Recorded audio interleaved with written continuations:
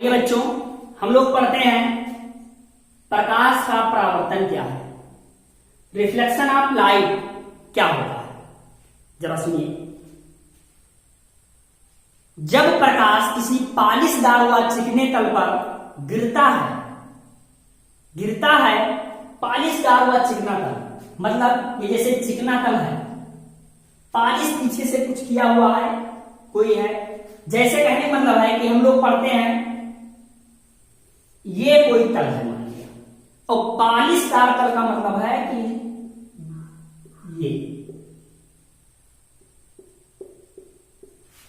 ये हम पालिश करते हैं, ये हम साइंस में, विज्ञान में, फिजिक्स में ये पालिश का निशान पढ़ते हैं, पालिश का। ये पालिश क्यों कर दिया जाता है? क्योंकि हम पढ़ रहे हैं प्रकाश का परावर्तन। तो इसमें होता है कि जब प्रकाश किसी पालिशदार व चिकने तल पर गिरता है तो उसका अधिकांश भाग सतह से टकराकर उसी माध्यम में वापस लौट जाता है। कहने का मतलब है कि प्रकाश, जैसे हम कोई टार्च ले लेंगे, मोबाइल टार्च ले कोई ले लेंगे, और किसी एंगल पर हम प्रकाश डालेंगे तो हजारों संख्या में, लाखों संख्या में प्रकाश निकलेंगे। कोई एक प्रकाश की किरण पकड़ लेंगे, मान लिया कि ये किसी एंगल पर कोई प्रकाश की किरण है, समझने के लिए एंगल पर लिया जाता है, इसे समझने में आसानी हो। प्रकाश की किरण आके किसी बिंदु से टकराती है, जिस बिंदु से आके टकराती है उसको कहते हैं आपतन बिंदु, आपतन बिंदु। और ये जो किरण आती है इसे कहते हैं आपतित किरण, इंसिडेंट रे। और यह आपतित किरण जिस बिंदु से टकराएगी क्या कहते हैं? आपतन बिंदु। जैसे ही ये किसी बिंदु से टकराए तुरंत हम क्या करेंगे? सबसे पहला काम है हम अभिलंब बना लेंगे। अभिलंब मतलब हुआ कि सतह से 90 अंश का कोण। अभिलंब बना लेंगे तो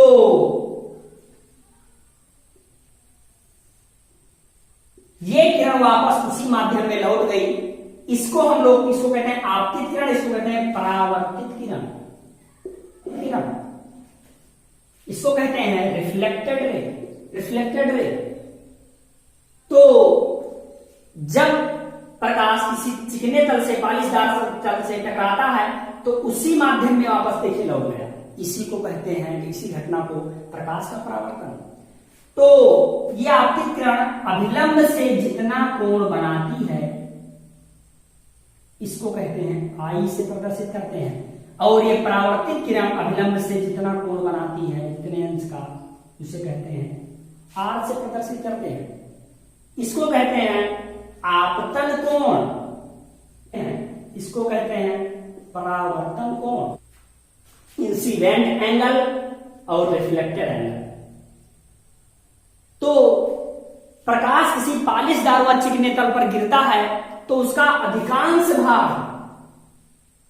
उसी माध्यम में वापस लौट जाता है। इसी घटना को कहते हैं प्रकाश का परावर्तन। अच्छा, अधिकांश भाग मतलब कुछ भाग, ये जो सरफेस है ये एब्जॉर्ब कर लेता है बहुत कम संख्या में, 1%, 2-3% में, इसी को कहते हैं प्रकाश का परावर्तन। हम क्या करेंगे, इसे सीखेंगे कैसे कि ये आई कितना कोण बनाया, आर कैसे कितना कोण ये बना, कितने अंश का कोण बना।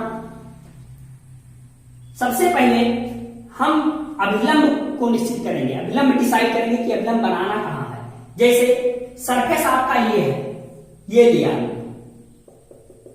तो अभिलंब बनेगा ये 90 अंश का कोण लगभग ये बनेगा।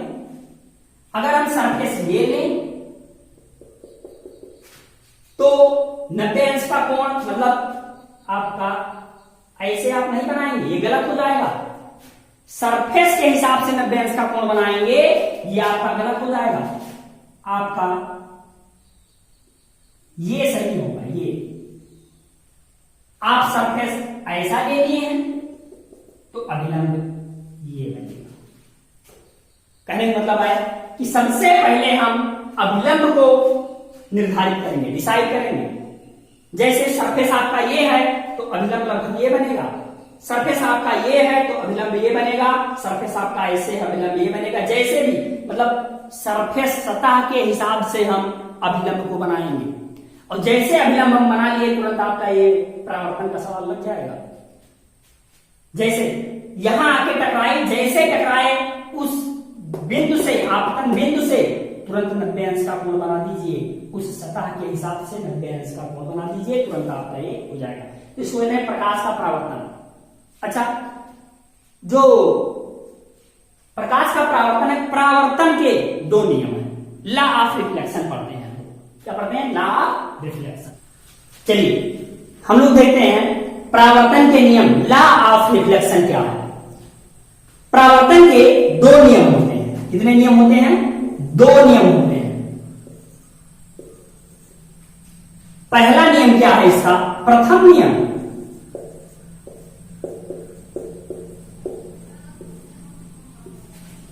फर्स्ट लॉ क्या होता है? प्रथम नियम जो होता है यह कहता है कि आपतित किरण कामा परावर्तित किरण, आपतित किरण, परावर्तित किरण तथा आपतन बिंदु पर डाला गया लंब तीनों एक ही पृष्ठ पर होते हैं। एक ही पृष्ठ पर होते हैं मतलब समतलीय होते हैं। कहने का मतलब है कि अभी आप देख चुके हैं ये आपतित किरण,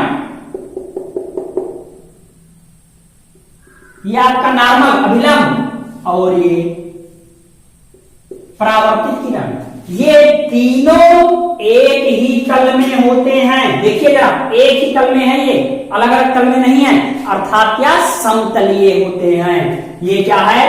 परावर्तन के दो नियम में पहला नियम है। पहला नियम कहता है आपतित किरण, परावर्तित किरण तथा आपतन बिंदु पर डाला गया लंब, आपतन बिंदु, ये आपतन बिंदु पर डाला गया लंब तीनों एक ही तल में होते हैं। क्लियर है? दूसरा नियम क्या कहता है इसका? द्वितीय नियम, सेकेंड लॉ। द्वितीय नियम सेकेंड लॉ कहता है कि आपतन कोण सदैव परावर्तन कोण के बराबर होता है। आपतन कोण क्या? ये आई, और ये परावर्तन कोण क्या? आर। ये कहता है कि I is equal to are. कहने का मतलब है कि कोण आई इज इक्वल टू कोण आर। इसे ही कहते हैं स्नेल का नियम। स्नेल का नियम। दो नियम है परावर्तन के।